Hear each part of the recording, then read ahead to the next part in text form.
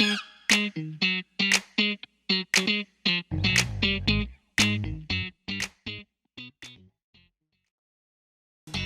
we are back with another episode of Commercial Roofing Radio. We got my buddy in the house, Jake Nix. You know, I don't get an opportunity to hang out with this guy often enough, in all honesty, but when I do, the conversations, they're deep. They're good, quality conversations where I feel like I can leave that conversation feeling stronger, more mentally tough, I guess, if you will, excited about the future, kind of changes my perspective on a few things. You know, we talk about life, we talk about business, we talk about family, personal development, you name it, and we have really quality conversations. Those are the type of people you want to surround yourself with. So I'm very lucky to have a guy like Jake here to kind of share with you his story, and I think you guys can get a lot from it, and not only what to implement in your business but in your life. So basically, you know, Jake, at 20 years old, he was homeless, right? Janitor at Planet Fitness.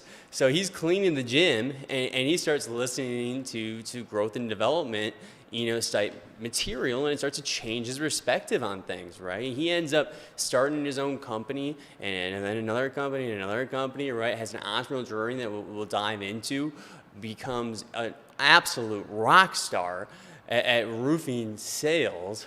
And when I'm saying rock star, I'm saying big money, and we'll get into that. And he's going to tell you guys some tips, I'm sure, if he's willing to share some tricks and secrets, if you will. But Jake, what's up, my man? How we doing? What's up, man? And I'm always willing to drop secrets, only exclusively for peakleads.io. That's it. Ooh, let's go, baby. Exclusively here at peakleads.io.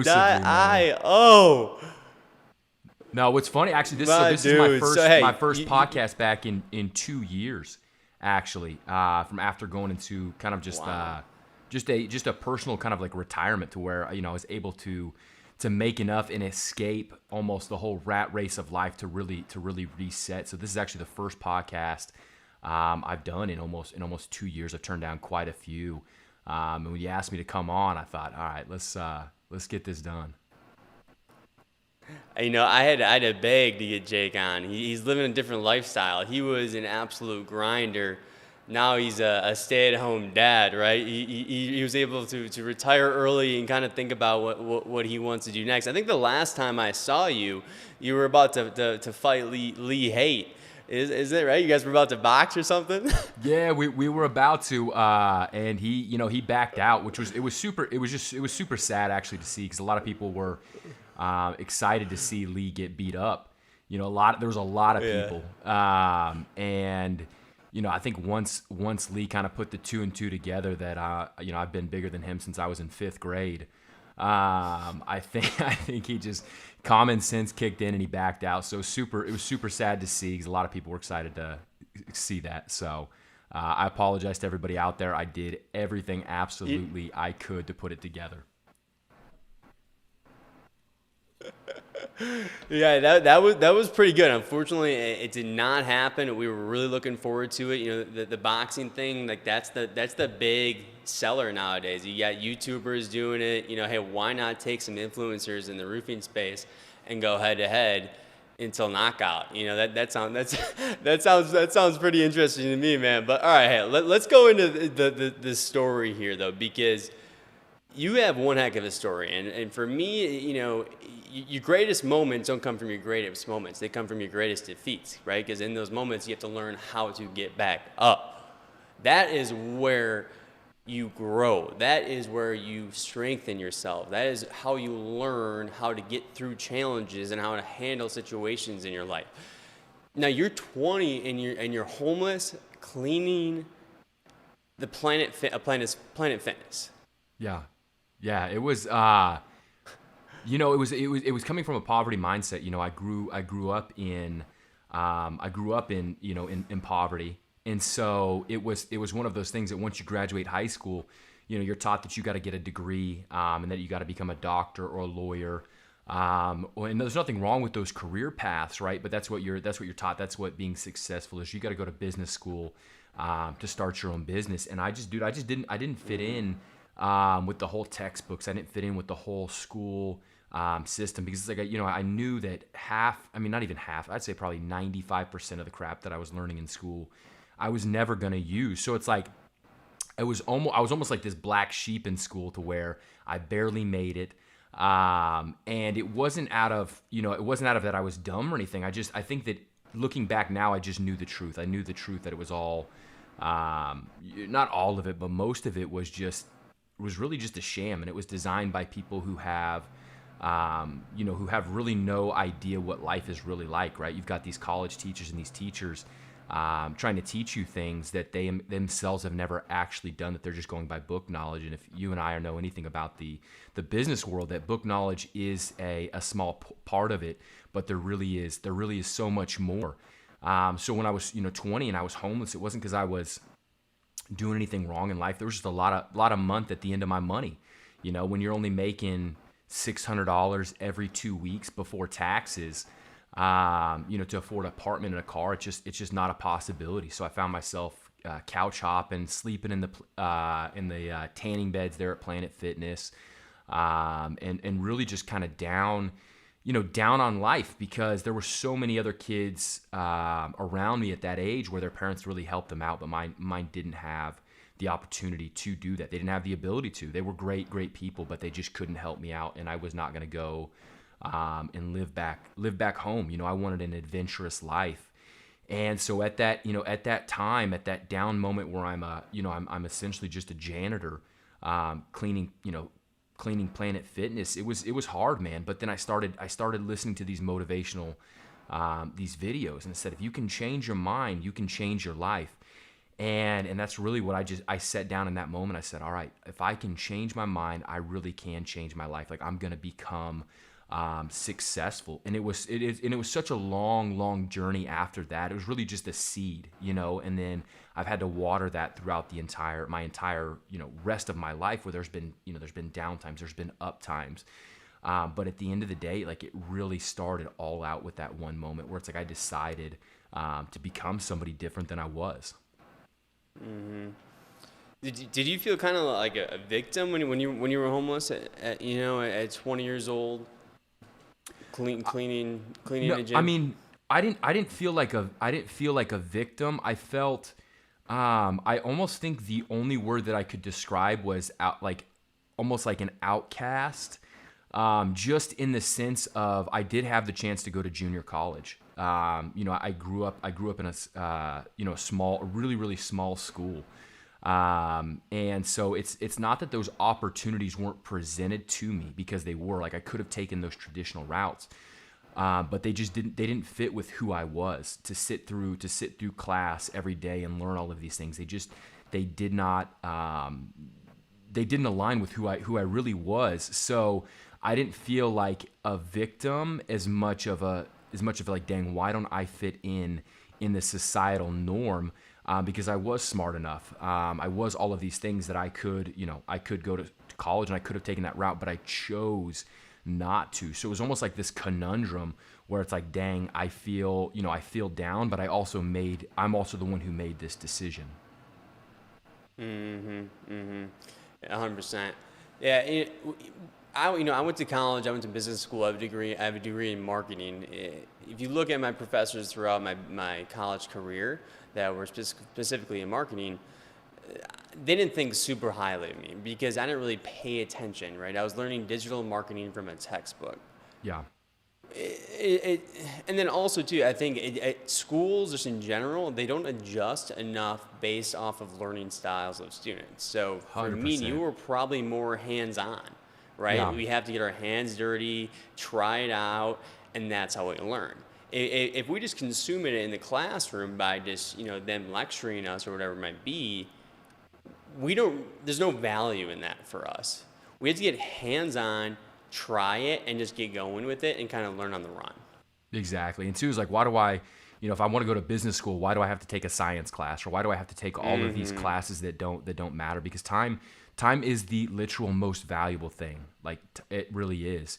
And for me to spend an hour and a half a day, in a class that is pointless to my life. Like it just didn't add up for me. And I think that Yeah, that really does, that really can translate into, in so much of our lives right now is like, dang, what are we giving our time to right now that actually brings no value to our life? And that's what I'm big on, to where if I am going to pay attention, right? That's why it's called pay attention, because you're giving your energy to something, because you only have a limited amount of energy that you can put into. And I'm big, I'm huge. I'd rather be doing nothing than something that doesn't bring a result or fulfillment. You got to think, for college, let's just say a business degree, standard business degree, 4 years of school, and I'm pretty sure 2 of those years are prerequisites. So it's different classes that aren't even related to your degree. And I get it. They say, hey, you want to be well-rounded, but at the same time, it's, hey, I'm already 18 to 22 years old or whatever it might be.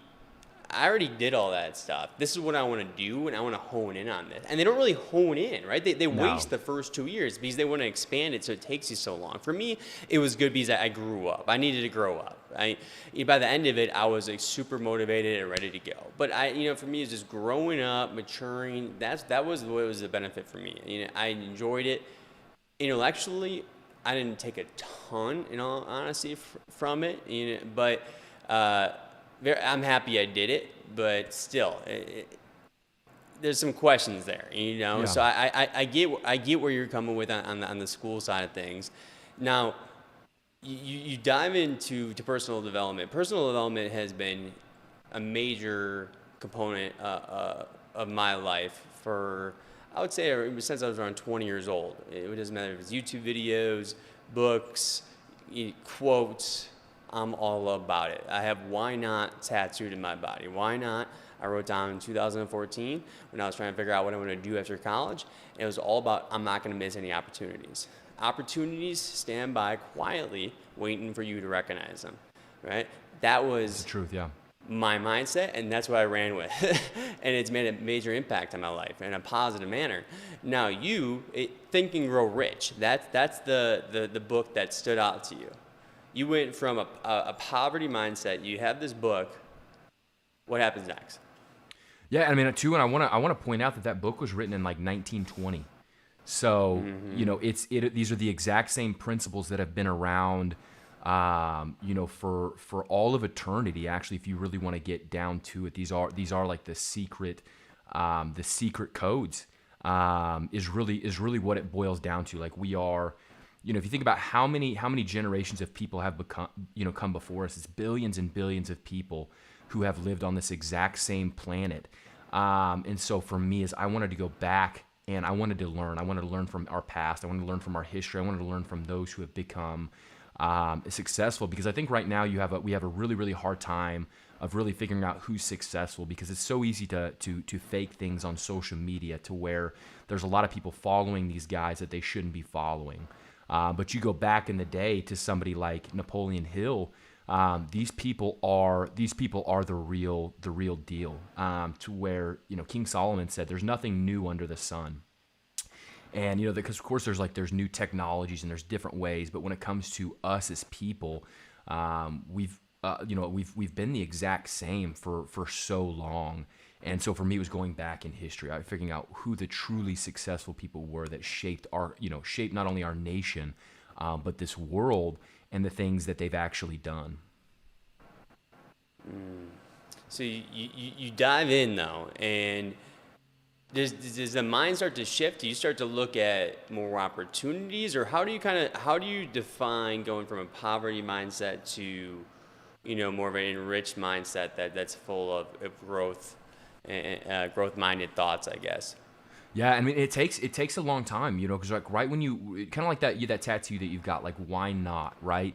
You then, almost based upon the information that you receive, right, where it says if you can change your mind, you can change your life. All right, then why not? Well, why not me? So the next time that I got into, just like what you said about opportunities are hidden, waiting for us to see them, that they're all around us. So as soon as I seen an opportunity, instead of acting from the old poor me mindset, the old version, I took that new information, I acted upon that. Like, why not me? So when I seen that opportunity before, when I would say I don't know, I then said I'll figure it out. And that was Solution. really, yeah, the solution. Solution. Faith is an action. So, and it's acting upon that information, because it's not real. When we read it in a book, it's not real in our life, right? There's a difference between knowing a fact, right? Knowing how to install a roof, like from the technical standpoint. And then there's a knowing from, you've actually installed roofs yourself. It's a totally different knowing. You can know with your mind, but then to know with your heart is a totally different thing. So it was taking what I read in that book and then applying them into my life and the little things. So good. And let's just do a little practice here. So when you're looking at, poverty mindset versus, growth mindset, let's just say, or call it, or, full of opportunity and abundance, it's usually just a perspective, the way you look at things. And rather than seeing the problem, you think about the solution. You get excited about, tackling challenges because you want to see how you stack up to them. Yeah. You're very optimistic and see the good in things. You're going to be a realist, but no matter what, you look at on the positive, because it changes everything. If you want, let's say you're a contractor out there, you've been in business for 5 years, and it's a grind. It's always been a grind. Maybe you're not 100% where you want to be.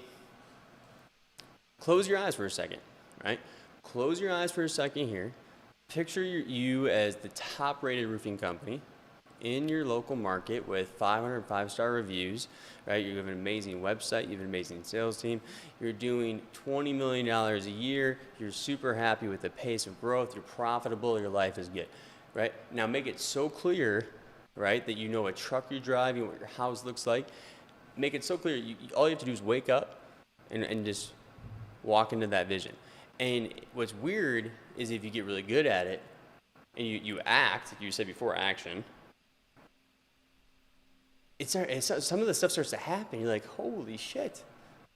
Yeah, no, yeah, 100%. And another great book too is The Secret. I strongly recommend listening to The Secret. It's it's exactly that, because life wants to see you win, but life is not going to give you something that you don't know that you want. You have to set out and determine, hey, this is what I want. And then those opportunities will present themselves. I remember when I first got into real estate, right? I didn't have enough cash to start buying all these homes, but I figured out a solution to start buying these homes with zero money down. And I was able to build up all my rental portfolios off of that. So when a lot of people think, oh, I don't have what it takes, you have everything you need in your hands and in your mind right now to achieve your dreams. And once you achieve those dreams that you are capable of achieving, they get bigger. And that was one of the things that I felt, it was hard for me as I achieved everything that I ever wanted. I had the exotic cars, I had the big homes, I had the luxury lifestyle. And once I had everything that I ever thought that I wanted, it's like, dang, where do I go from here? And that was a really hard thing, because I had achieved. So it's like, for the people listening, it's like, when you do achieve your dreams, is what's next. And most people will say, well, I want an even better car, or I want a bigger home, or I want all these things, and then I'll be happy. But it's just the illusion. It's the dangling carrot in life, to where it's like, if you are at a good point now, one of the things that we're doing is we live really lean. And, from our excess, we give. And right now I feed 40 to 100 kids a day in Okara, Pakistan. Every single day we feed them. And I'm working on building an orphanage out there. So those are the things that I'm passionate about, because when this life ends, whether you believe in God or whether you don't, you are not going to get a congratulation about how many cars you had, about how much money you had in the bank account, anything whatsoever.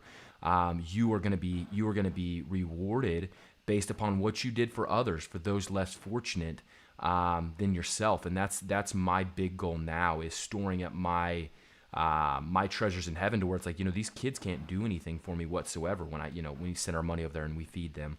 But it's like I know that I'm doing something to help the world above and beyond my own family. Mm-hmm. You know that's. I mean, thanks for doing something like that. That's incredible, and you're gonna have such an impact on those kids. So, I love that. Now, you know, you're kind of talking about how you're having an impact that's outside just your own family. But the thing is sometimes it's hard to even have the impact you want on your family, right? Because Yeah. with work and everything like that, you're so busy, so stressed out. You think that hey, the top priority is I need to take care of the business because that's how I'm taking care of the family. Yeah. How does someone like that how do they balance it? Because you got to think as an entrepreneur, it's hard enough to even be there as much as you want for the family. Yeah, and I think it really goes back to, sometimes we get so close-minded. So I wanted to look back at people who have already been in my shoes, who've already had successful businesses and already had families. And you really look at, when the dad is so focused on the business, and uses the money to basically compensate for his lack of being there. You see the kind of children that are produced out of that, and you get these, a lot of times you get these spoiled kids, and a disconnect in the relationship, and that's not what I didn't want that at all. A quick story: we were in a condo over in Siesta Key for the whole summer, and our neighbor, this guy, he's 65 years old, just sold his company for like $250 million. And like just this guy, like if it was like the Dos Equis guy, like this dude is like, and he just won the national dancing competition too, like this big buff guy. And he told me a story about his kids, when he had lost everything. His kids were young and they had a big house and all these things, and he had lost everything, and he had moved into an apartment, where it was a 2-bedroom apartment. And he felt so ashamed that he was only able to give his 2 kids one bedroom apartment, because he was so ashamed. But as his son grew up, he came to me, he said, "Dad," he said, "that was my favorite place ever to be, was in that 2-bedroom apartment with you." And it just really hit him just so hard to know, it's like the kids don't want, kids don't want everything. They just want you. And so that was kind of my thing for taking some time retiring. Which is something I never. You could have gone back a few years ago and said, "Hey, you're gonna retire for 2 years," and there'd be no way, because I'm not that guy. I grind. I hustle. Like, we're gonna build an empire, but I really put everything on hold, just to be more present. Yeah, well, yeah, with the retirement thing, when we first met, I mean, that wasn't even that long ago. We were talking about business opportunities together. You're talking about different ideas, strategies, and stuff like that. So, you were ready to go for sure. But I liked what you were talking about with the kid. That story with the child, right? The child didn't care about the nice things. It was actually the quality time with the father. We do the same things as entrepreneurs, right? We put this pressure on ourselves where it's like, oh, hey, my family wants this lifestyle, my team wants this type of thing, whatever it might be. But if you make everybody in your life feel valued, you get them excited about the day, right? You're helping them grow and develop. You show that that you care. That's going to have a huge impact on an individual for sure. And Yeah. chances are that's what they want the most. Obviously, we all want monetary things, but that's probably the top priority. And the way they look at you too is going to be totally different if you give them those things. Yeah, no, people will always forget what you said. They'll forget what you did, but they will never ever forget the way that you made them feel. And that's really at the end of things, saying how do you make other people feel? How do you make your kids feel? How do you make your spouse feel? Like, those are the things that are truly the most important. Because I've gone through a divorce before, when I was 25. And lost everything. So I know how detrimental.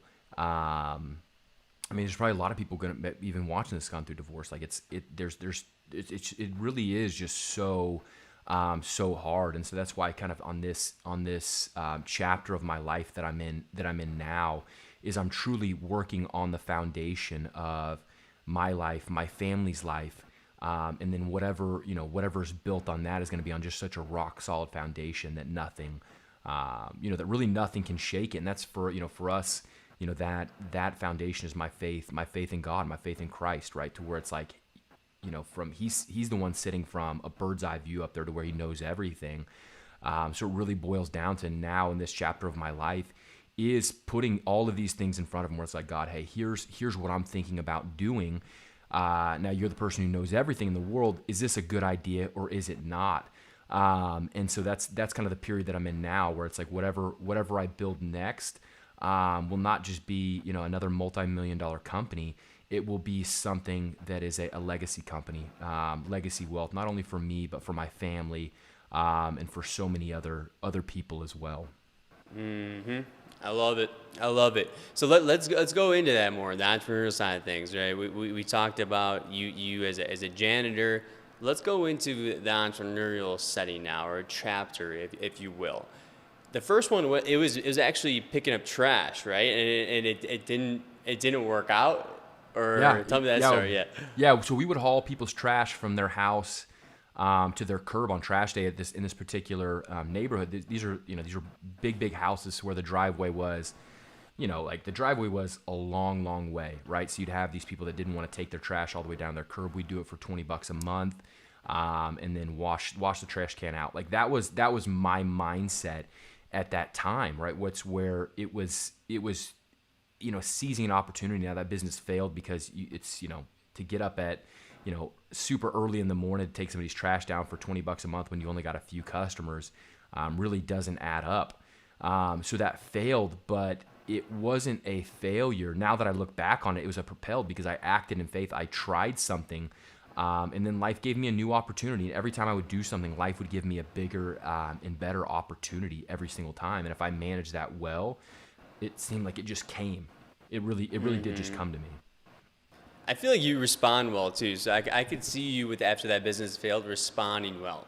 It seemed like since I've known you, always had a good attitude to a negative situation.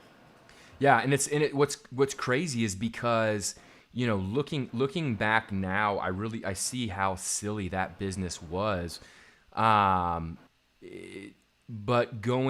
at that time it wasn't silly, and I have to realize that exact same person, that was me.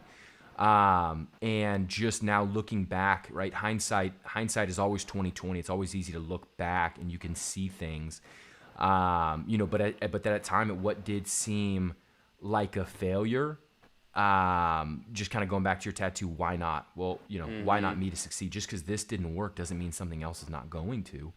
And then that's when I got into outdoor designs and outdoor like pergolas and fireplaces. And it all started with one job, where somebody asked if I knew anybody. Like somebody said, "Hey, do you know anybody that can build this?" And I said, and I didn't know that I could. And I said, I can build that for you. I'm like, "Oh, okay, great. Get us a quote." So I had no idea how to build this pergola. So I said, give me a picture. Give me a picture of what you're thinking about. And so I took that picture to Home Depot with the size. I measured it out and I said, how much wood do I need for this? And they said, "Here's the wood that you're going to need, all the cedar." They gave me a price. I said, "Great." I found a carpenter off of Craigslist, who was a carpenter, and I showed him the picture and showed him the size, and I said, "How much can you do this for?" And he gave me a price. I combined those two prices together it was like $4,500 or something. I don't remember the exact number, but that was going to be my hard cost to build this whole project, right? And so from looking up, I had seen that you should operate on a 40 to 50% profit margin. So I said, okay, well, I'm going to double the price. So I took him a price. I got a logo made, cheap logo made. I found a free estimating. Like I did all this I started a company on LegalZoom for like $199. And then a logo cost me, I think, like $100. So I think I was all into starting a company like $250. And and I didn't even have a company before I talked to these people. But when I seen that opportunity, I went off and I created the company. And it's funny because I actually told them the name of the company before I even had the company. I said, "Oh yeah, it's Outdoor Creations. We do outdoor creations," and that's what it became. And so I doubled that price, and I brought them back the quotes for $9,000. They said, "That's great. Here's a check for 50%." And I had made more money in that one moment than I had in so long. And I thought, wow, if I can now that I did it once, I can replicate it. Because if you can do it one time, all that you got to do is replicate it, and it grew from there to where I was from $9,000 pergola to doing $120,000 backyard remodels to building full houses. Like, it was just from what it began, and I had no idea about the construction world either, but I said, I'm going to find this out. If there's money to be made here, I'm going to figure out how to do this and how to do it well. Beautiful, man. You're giving me the chills over here. That's what it's all about. Yeah. Being resourceful, right? Running and gunning, making it happen. Believing in yourself, right? Believing in yourself and just saying, hey, I got no other option. I'm in so deep at this point. I'm just going to figure it out. Yeah, Let's go. And that's it. Yeah. I mean, the thing is it's so easy to create your own friction because anything you're going for, anything you're trying to do, there's always like these turn back moments that it's an opportunity for you to either grow or step back. And when you're in a situation like that, it's like there's so many moments there that you could just turn back, but you kept going and you kept going and you kept going to a point where not only were you giving the proposal and closing that deal, but you actually built out a very successful business. Yeah, no, it really is. I mean, it's 100%. And life favors the bold, right? When you take bold action, it really, life does favor you. So take bold action. But the same flip side of that same coin is do your due diligence on things, because I did business deals that if I'd have done my due diligence on, instead of acting in just this boldness, we'll figure it out. I would have saved myself a lot of heartache. One time I bought a coffee shop from somebody, and then, paid them all the money. I think it was like $55,000, for everything that's in there.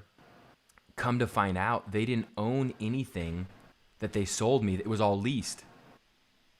Oh no. All of it was leased, and it was like there was nothing that I could do about it. The guy was already going through a bankruptcy anyways.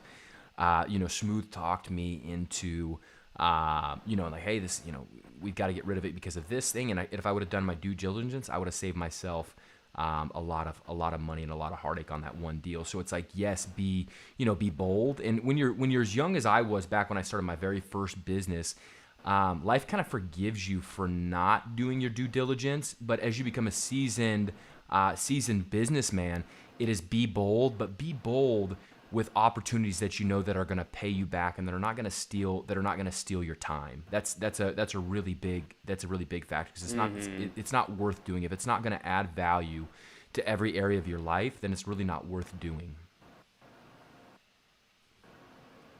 Well, you got to understand. So you're a different person in that first business or that first chapter than you are a few chapters down the road.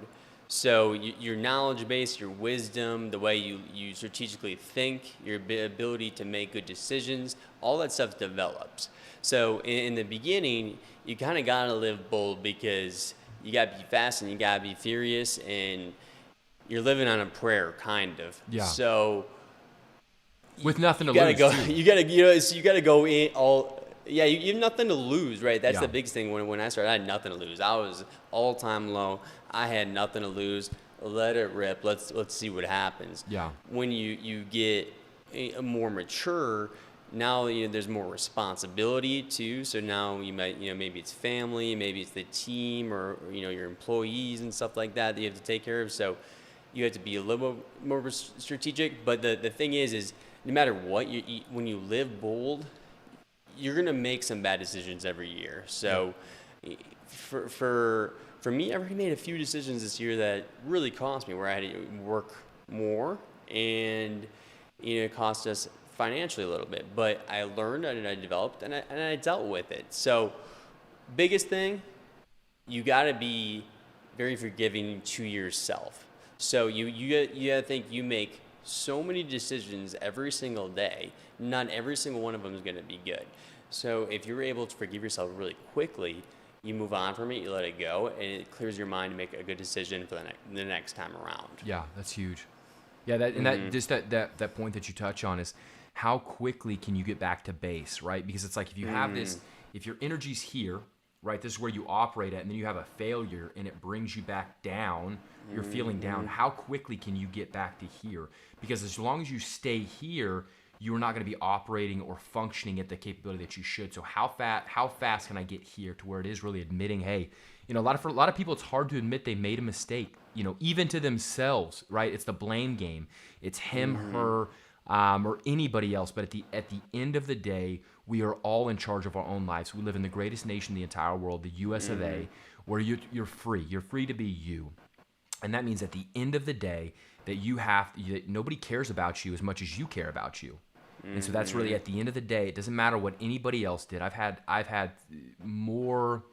been stabbed in the back more times than most people can even imagine. I always say that one great leader I feel like I'm kind of like is Caesar, stabbed in the back by all of his friends. And that's really, but at the end of the day, when I look back at it, is I allowed myself to be exposed. I allowed myself to trust when I should have verified. So even though, all those things happen, and I've forgiven all of those people, because at the end of the day, it's just me. Dude, so good. So we got to make sure we dive into the roofing and especially the sales and marketing, because I remember the first time I met you, it was me, you, and Randy Brothers. We were hanging out in Breckenridge area. You came into Denver. We went snowboarding and stuff like that. Great weekend. But as soon as we sat down, we just meet and we start talking about different sales and marketing stuff that you were working on, stuff that we were working on. I was like, dude, this guy's got some swagger. You were thinking different, and that's what I really liked about you. And so we're gonna dive into that here in a second, about how you think differently and stand out. But how did you get into roofing then? Did you start a roofing company? Did you go directly into sales? Tell us a little bit about how you transitioned into roofing. Yeah, so it came from when I was doing the outdoor designs. I had a customer who was looking at doing an outdoor design, and then he came through with an insurance claim. He said, "Hey, my insurance is doing a roof. Do you know? I like you. Do you know anybody that can do it?" And just back to the same thing, I had never ever done a roof before, and I said, "I can do it." And that was the very first time. So somebody actually life approached me with that. So I had done 2 roofs, and I'd never done roofs before. So I did 2 roofs for this guy. Didn't really make any money, because he kind of he said, "Well, you said I could pick any shingles that I wanted," and I was like, "Well, yeah," because I thought all shingles were the same. But so the guy uses it was like GAF, I forgot which one it was, but it's like 5 bundles to a square instead of 3. I can't remember the exact one, but it was like, so I go to my crew and they're like, "Hey, this is almost double the work and double the cost of materials." So I think I lost $2 or $3 grand on that first deal. Oh, and so I really didn't God, know. dude, the guy's loving life with his new GAF freaking probably top the line shingle. Yeah, I forgot what it was. I've been doing tile roofs in Florida for so long. I can't even remember the last shingle roof I had done. But it was, so I lost a couple grand. So I really at that moment didn't know, there was really that much money in roofing, or that you could go door to door. And so going back to just what I had talked about, is where it's all right, if I can win once, I can replicate this and win again. So I made a little bit of money on his second house, thankfully, because I learned from that first one not to, hey, we can't do this upgrade of a shingle unless you want to pay more. And then two guys had approached me where they were working for another company, and they had seen what I'd done, and they said, "Hey, we can go door to door. Can we come work for you?" I said, "Okay." And so that was the very first time that I learned to go door to door. And I got the very first door that I knocked on, I got the contract. And it's so funny, we didn't have anything roofing in our name. It just still said Outdoor Creations, which was a logo with 2 axes. We were a full on a company that didn't have anything roofing about it. And I beat out 4 or 5 other established roofing companies on my very first time, because I asked one simple question sitting at the table. Because at the end of the day, everybody's looking at the exact same insurance paperwork. But I asked the guy, I said, "Sir," I said, "what will it take for me to earn your business? I want to earn your business more than any of these other people. What will it take for me to earn your business?" And because the guy liked me and liked my energy, I got the job, and it was gangbusters from there on out. Knocking on every single door, no prior door-to-door knowledge, no prior anything knowledge, and it really was just true grit, hustle, and energy to where we didn't have the best looking company, we didn't have the best looking anything. But going back to what I said earlier, the way that you make people feel is the most important. So we would make people feel incredible, and not out of a salesy way. It's just who I am, and that's one of the things that I've learned in the sales world is you can't teach who you are. There are some different sales tricks. There's some different closing, and there's some different ways to get to a yes. But really, at the end of the day, the way that you do anything is the way that you do everything. And you can't teach people to be who you are. You can only help give them the knowledge, and they have to really get that for themselves. Yeah, I'm gonna tell you one thing. I know you're retired now, but I hope you don't stay retired for long, because you in sports you see a quarterback throw the ball and you're like, wow. You see Tiger Woods hit the ball, you're like, wow. Right? You see people in business too, and you're like, wow. And so, man, hey, when I hear you talk about sales, when I see you out there, I'm like, wow, hey, he's got it. So hopefully we'll see you back on the field for sure. So let's go into the sales side of thing, right? Now, you were knocking doors, door knocking. That's the real deal. Like, let's be for real. Like that's the real deal. That's the pros. That's as hard as it gets in my mind. You were knocking doors. What was your mindset when you're going up to the door, right? What was the routine? Tell me about your day. Like, because for me, I think it was just your approach. Like, that was what I think would separate you. Like, you talked about, I think you like sleeping in the neighborhood one time or something like that, or it was. I remember you said you did some live in the neighborhood. Like, so tell me about it. Like, you took it to another level to make sure. And we even talked about this. He sold 30 million in a year, right? So we haven't even talked about that. So obviously this he's got it. So tell me about this routine.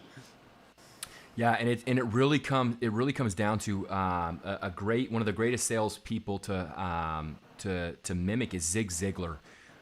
So anybody who's listening who wants to get better at sales, go back and listen to Zig. Ziggy started out in door-to-door sales of a much lower product, like a lower cost product, anyways. And it's just some of the things that I learned a lot from Zig. But really, when it's going up to that door, so many times we're unloading this pitch, right? Now, let me pitch you, and that'll get some people. But for me, it was when I opened that door, and I realized, I had to put myself empathetically in that person's shoes. I probably just interrupted whatever that person was doing. So if I can't make them feel good or make them laugh from the very beginning, this is going to be very, very awkward, right? Because there's that brief moment when they open the door, right? Is this something that's going to benefit me? Is this going to make me feel better? What is this going to do? Or is this somebody wasting my time? So you have that brief window is how do I connect with this person on a one-on-one level? I remember one time I had seen a no soliciting sign that said, don't solicit unless you're selling Girl Scout cookies. So I immediately, as soon as I saw that sign, I ran to Walmart. I bought a few packs of Girl Scout cookies, and I went and knocked on that door again. And the guy was just so blown away. To where it's like, if I would have done it any other way, this guy would have been pissed off and called me, and just been pissed off and kicked me off his property. And that's happened to me so many other times.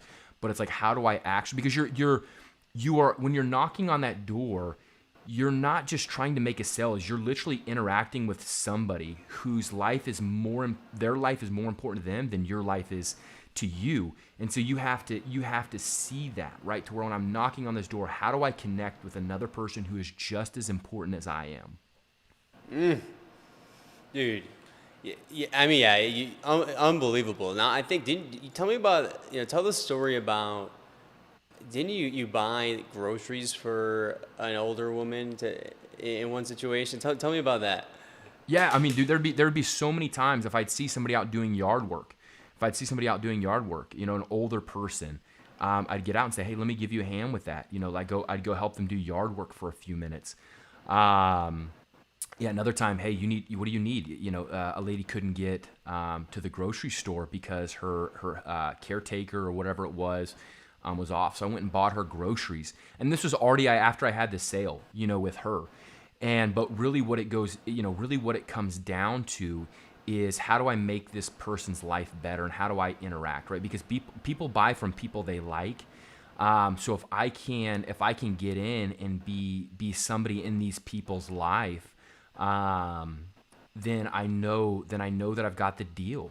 And that's really what, and then they'll refer, because once I've gone out of the way and just over exceeded this person's expectations, then they're introducing me to the neighbor, to where it's like that one person, once I blow away their expectations, then they're introducing me. I mean, I would have old ladies take me and walk me to all their neighbors, influential people in the community. And that's really what it came down to, where it's like, all right, who are these influential people?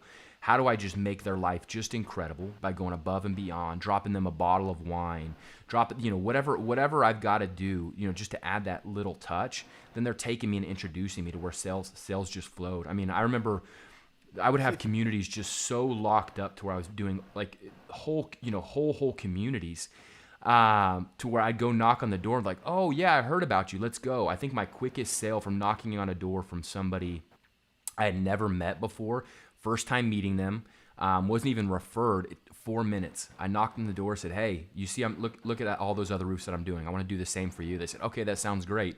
Where do I sign? 4 minutes to a close. And that's what happens. But you can't, a lot of people can't do that unless you've built rapport in communities, to where it's like a lot of salespeople go out and knock out in a bunch of neighborhoods. I picked one and I stayed in, because I wanted to be a staple in that community. I want them to see my truck every single day. Because when I would knock on a door, when I first got started in the neighborhood, people who told me no, 2 months later were calling me back and saying that they were sorry, that they should have gone with me, and then signing back up. And so that's the power of that recognition in the community. Yeah, I mean, that's next level thinking. But you got to think. You have a couple options. You could either knock a door, have a hard close them, and then do that on repeat, or you could show up to the old lady's house, buy her groceries, right? Da-di-da-di-da, listen to the radio, picking up groceries, come back, right? And then have her walk you to all the customers. Da-di-da-di-da, close, right? Now, I'm kind of putting you on the spot here, but like, so how could you take that approach at like a commercial level, you say, right, where you can kind of become a staple or create community? Do you have any thoughts on that? Yeah, I mean, find influencers. For me, I'm still a partner in a roofing company in Florida. In Florida now, I partnered with actually a new company in February. It's kind of coming on as an advisor role, and brought some of my contacts over. And we take care of influencers. So if you influence and you get us a job at a commercial company, we're writing you a check for 3%. And not like a lot of people do $500 or whatever, but we're doing 3% of the overall job to these people, and we're going above and beyond. They call, our people answer. So, at the end of the day, the Bible says your gift will make room for you, and everybody wants to be taken care of, right? When somebody introduces you to this job, or introduces you to somebody and they give you $100,000, $200,000 job, when they see those big numbers and you write them a thank you card with a $20 gift certificate, some people are okay with it, but for a lot of people, to me, it's a slap in the face. Like I tip. When I go out to eat, I tip 40%, right? Because the way that I do anything is the way that I do everything. I'm above and beyond and being generous with people, which leads to bigger jobs. Because when another big job pops up, I'm the guy for it. And so really, it is going above and beyond to taking care of the people who send you jobs, and then it really just goes on from there.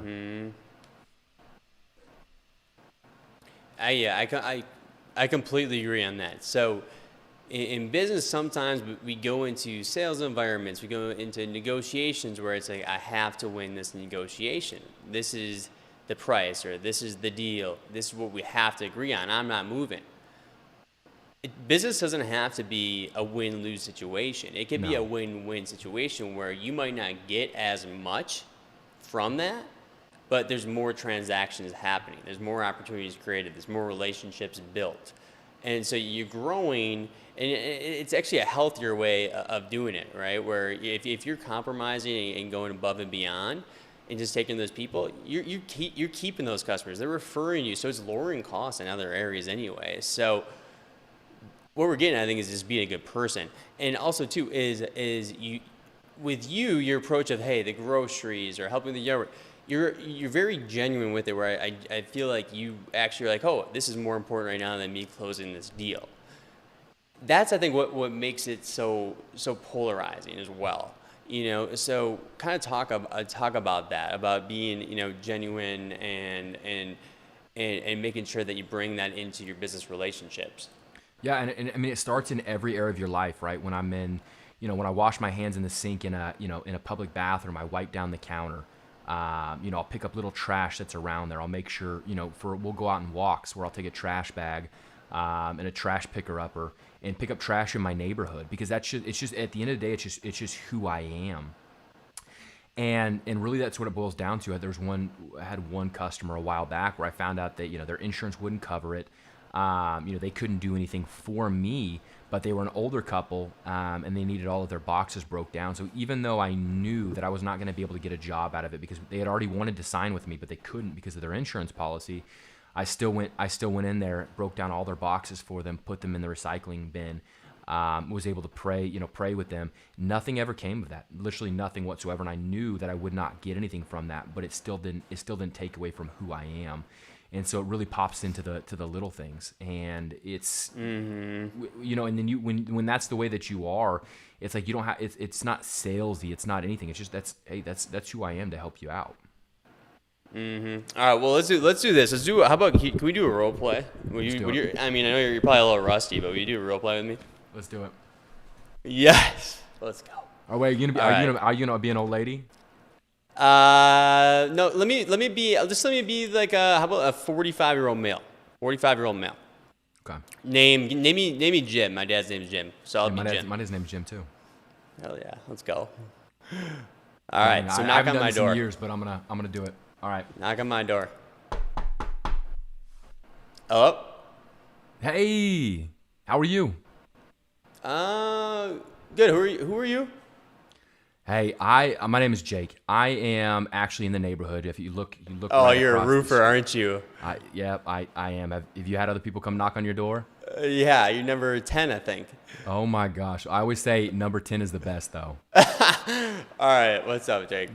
Hey, listen. Thank you for taking like 15 seconds. I know you probably got something so valuable going on. You've talked to 10 people before me. You see other people in your neighborhood getting roofs. What has deterred you from? Have you gone with anybody, or what has deterred you from getting, adding a valuable asset to your home, like what you see your neighbors do?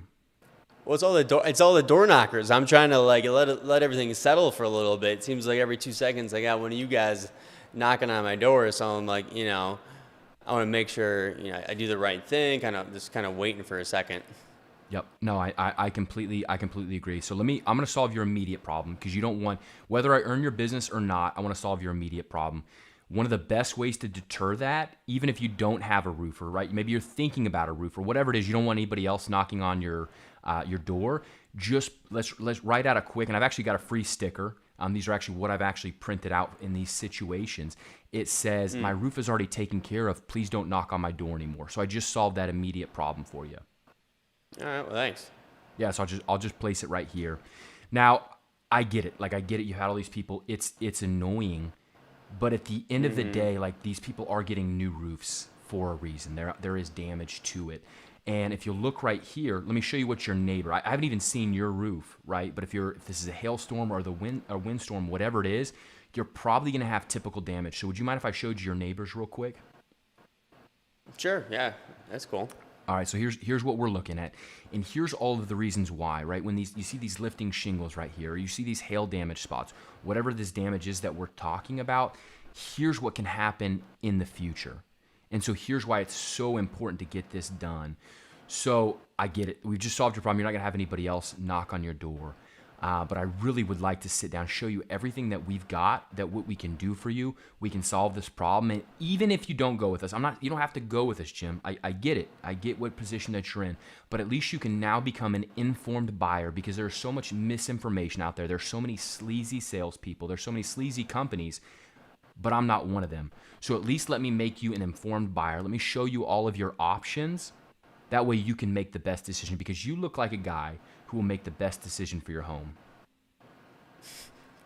All right, let me get my wife. That's it. Yeah. Hey, Let's I can't actually do it. go. I can't actually even do it right now, Jim, because I've got another appointment. But what I can do is I can come back tomorrow. Will that work? And a lot of times I would delay the sale I would delay the meeting purposely, because a lot of times you can feel somebody's energy, right? If they're just like, if they're being nice and giving you a moment, a lot of times I don't want to take that moment because it doesn't feel right, to where I would say, even if I could do the meeting right there, I would say, no, hey, listen, I'm not, do your research on my company. Let me text you real quick. Let me text you reviews. Let me text you all this stuff. That way you're an informed buyer, because people want to look at the information for themselves now in this digital age. So I would give them the information that they needed to qualify me before then coming down to sit at the kitchen table. And that made it a much easier transaction, because once they were sold on me as a person and they were sold on my company, then we're sitting down and doing the paperwork. Dude, that is so good. That's what I'm talking about with next level thinking right there.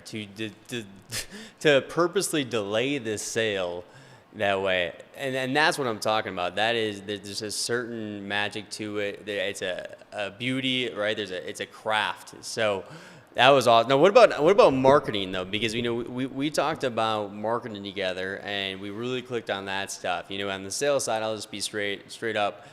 You're above me, right? I watch it and I'm like, wow, marketing, I feel like we can really connect on. What were you doing at a marketing standpoint or a brand standpoint or lead generation standpoint that helped you get to that 30 million? So I didn't do it. That was all door to door. Because there's so many people, unless they're doing things like, unless they're doing things like you guys, right, where you're doing it differently. Like people see, I forgot what the number was, but I think it was like 8,000 to 10,000 ads a day that people see. And then especially when it comes to a storm market, is a lot of times people get oversaturated with these ads and with these leads. And so for me, the best connection wasn't an ad or a lead where they're talking to 3 other people. For me, the best connection was I was the only person that they were talking to. So from when it comes to the roofing marketing world, I know it works, but I never had used it. It was all door to door, word of mouth, and grew it from there. That's crazy, man. Well, hey, you are you're great, man. I appreciate you coming out of retirement to hang out with me. I hope to see you out there again. Hopefully in the same industry, so we have a reason to hang out more. That would be great. We got a game here, and then after the game, what we'll do is I'll kind of let you close us out with. It could be a positive quote. It could be a prayer if you want. It could be a book suggestion, something to close us out with.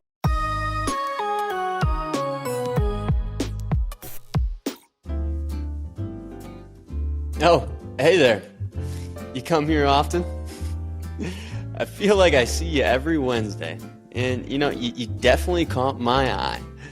I'll tell you one thing, you know how to stand out from a crowd. You already got a lot of great things going for you. I mean, I see your company. I see what you got going on. I want to be part of it. How about I give you my number and you send me a text? 720-796-4935. Hey, yeah, it's Nick, right? Peakleads.io. I think we can help you generate some commercial roofing leads. Looking forward to chatting. Talk soon.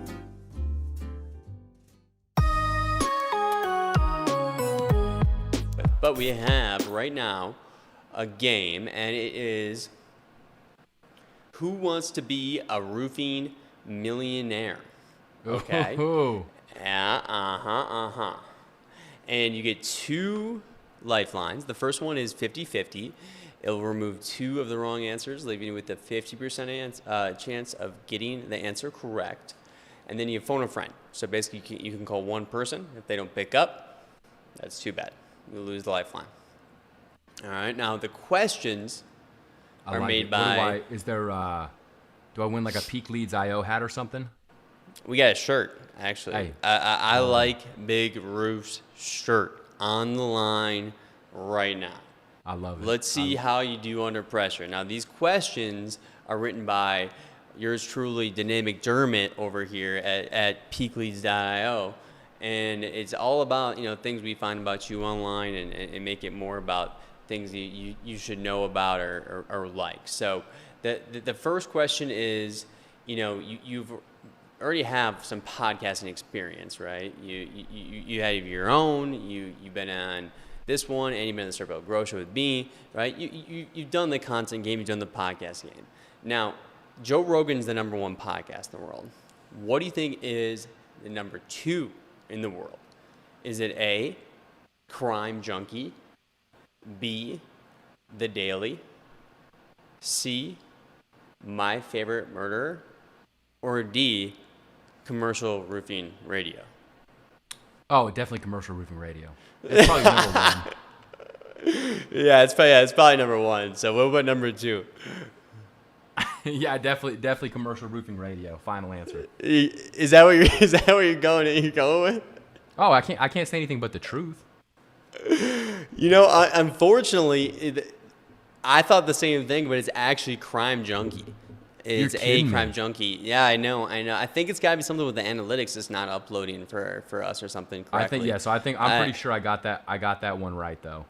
Yeah, because everybody's listening to this,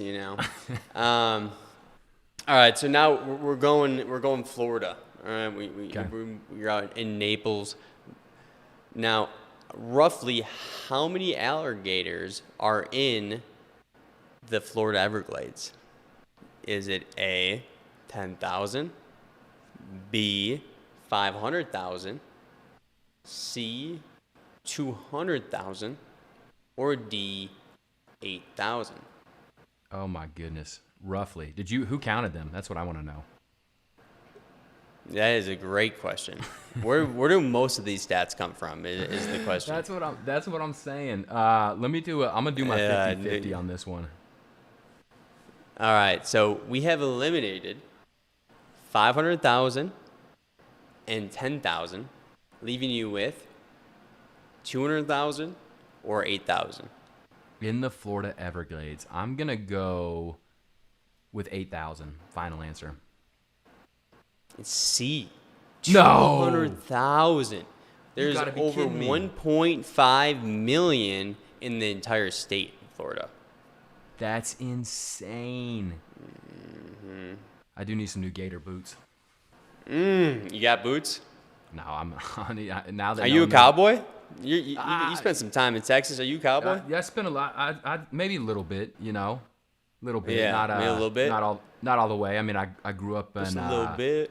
Grew up in on the plains of Colorado, and farm country, ranch country. So we grew up branding cattle and all kinds of things. So I got a little bit in me, but I wouldn't say I identify as it. Hey. All right. So the game-changing book for you was Think and Grow Rich by Napoleon Hill. When was this book written? Was it A, 1937, B, 1951, C, 1925, or D, 1976? 1925. A, 1937, Jake. No, man, for no, a no, stud, no, no. You're 0 for 3. You're 0 for 3, Oh my man. gosh. I can only hope you get these next two right, but we'll see. At least one. And remember, you still have a lifeline. Everything right? else that I talked about was just garbage now because I can't get. Yeah, it was just a hoax. He failed at the game.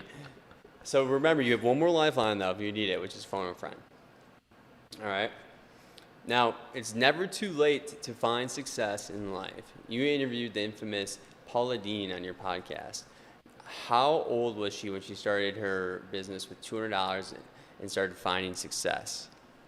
Was it A, 36, B, 55, C, 50, or D, 42? Ooh, she was 50. 42. Oh my Uh-oh. gosh. Uh-oh. At this point, to be honest with you, after going 0 for 3, I probably would have just made a phone call and asked right there, because I was it's saving not it for the looking so last pretty one. for you. But we got one more question. Can you All be right, the let's do it. first? Can you be the first contestant to go 0 for 5? That is the question. One of my favorite people. A person that I 0 for enjoyed having a 5, man. conversation with. A person that I feel educated me to be a better salesperson and told me a great story, how to improve my mindset, right? How to achieve my goals, how to find happiness. But the dude sucks at trivia. 0 for 4. Bro, Can he bounce back? Real quick, Can he honestly, bounce like, back? I'm garbage at trivia. Like, garbage. Yeah, I am too. I'm so glad that I am not on the other side of this thing, because I'm so bad at trivia as well. So, luckily, you're in that position and not me. All right. So, we have the final question. Hopefully, he will not go for 5. You're living in Naples, Florida now. What is Naples' self-professed nickname? Is it blank, capital of the world? All right, let me repeat that. What is Naples, Florida? Blank, capital of the world. Is it A, tennis, B, golf, C, angler, or D, wine? All right, I'm gonna phone somebody real quick. All right, who are you calling? I'll let you know. Who are you calling? Put it on speaker. All right, I got him on speaker. Hello. Hey Nick, I got a quick question. What is Naples' self-professed? I've only got a few minutes or a few seconds. Naples' self-professed, like nickname with her. Is it tennis? Is it wine? Like, what is it? I've never had anybody do this, but I guess for the creativity, I got to give it to you, and I don't want you to be the first guest to go for 5, because that'd be embarrassing. It's B, golf. B, golf. Okay, thanks, man. All All right, I'm gonna go with B, golf. Final answer. And it looks like Nick Perret, who you gave a call to, has saved the day, and once again, and you did not go over 5. Congratulations. Unbelievable. Great work. I love it. Thank you. All right, my man, you get to close us. You get to close us out. All right. So whatever you want to leave the guests, just close us out. Let's close this thing down. We're ready to go home. Great show, man. I appreciate you. I'm hanging just out. gonna say a quick blessing over everybody. Real quick. So there's so many things, going on that we really don't know about. And one of my my business partners actually committed suicide last year, and I had there was nothing that would have basically told me. No signs that that was going on, like right after Christmas. So I never know, what people are going through. So right now, I just pray for anybody that is listening to this. I pray that God would just bless you, and that would show you what you truly need in life, not just the things that you think that you want right now. I pray for explosive growth, explosive favor. On each one of your roofing companies, that you would just be doing more business, have the right quality people be attracted to working in your business, and that life would pan out the way that you are hoping and praying that it would be, in the name of Jesus. Amen. Amen. Thank you so much. Amen to that.